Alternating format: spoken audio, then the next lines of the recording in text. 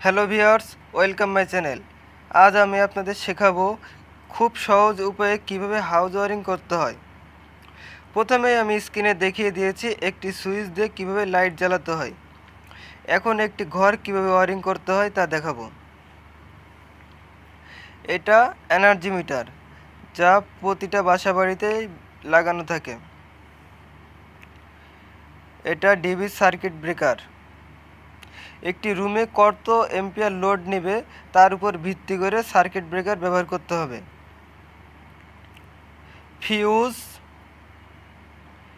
Indicator lamp, socket, fan regulator,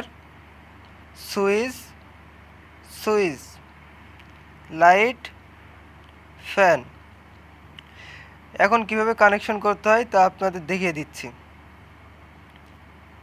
line, neutral, এটা connection করাই থাকে। এখন আমরা মিটার থেকে সার্কিট ব্রেকারে কানেকশন দিব।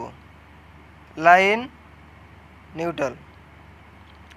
সার্কিট ব্রেকার থেকে লাইন ফিউজে কানেকশন দিব। লাইন,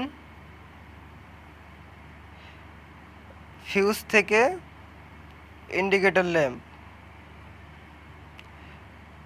ইন্ডিকেটর ল্যাম্প থেকে সকেট থেকে সুইচ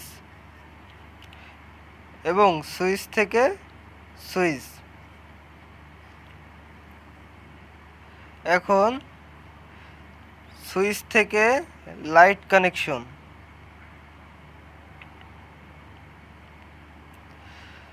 সুইচ থেকে ফ্যান কানেকশন। এভাবে কানেকশন করলে সুইচ অন করলে ডাইরেক্ট ফ্যান ঘুরতে থাকবে। আমরা এখানে ফ্যানের রেগুলেটর ব্যবহার করব। তাহলে এখান থেকে প্রথমে ফ্যান রেগুলেটরে কানেকশন দিব এবং রেগুলেটর থেকে ফ্যানে কানেকশন দিব। ওকে, এখন আমরা সার্কিট ব্রেকার থেকে নিউট্রাল কানেকশন দিব। ইন্ডিকেটর ল্যাম্প, এখান থেকে সকেটে নিউট্রাল কানেকশন দিয়ে দিলাম। এখন লাইটে নিউট্রাল দিলাম এবং ফ্যানে নিউট্রাল কানেকশন দিয়ে দিলাম। আমাদের ডায়াগ্রাম শেষ। আমি আপনাদের সহজে বোঝানোর জন্য এখানে একটি লাইট এবং একটি ফ্যান কানেকশন করে দেখিয়েছি। আপনারা চাইলে এখানে আরও লাইট এবং আরও ফ্যান কানেকশন করতে পারবেন। এখানে আরও সুইচ ব্যবহার করে একই সিস্টেমে কানেকশন করবেন। আমাদের ভিডিওটি ভালো লাগলে লাইক দিবেন। ইলেকট্রিক্যাল যে কোনো ডিভাইস এবং ডায়াগ্রাম সম্পর্কে জানতে চাইলে আমাদেরকে কমেন্ট করুন। আমরা পরবর্তীতে আপনাদের কমেন্ট দেখে নতুন ভিডিও আনব। এরকম ভিডিও পেতে আমাদের চ্যানেলটি সাবস্ক্রাইব করে রাখুন। ফেসবুক পেজ থেকে দেখলে ফলো দিয়ে রাখুন।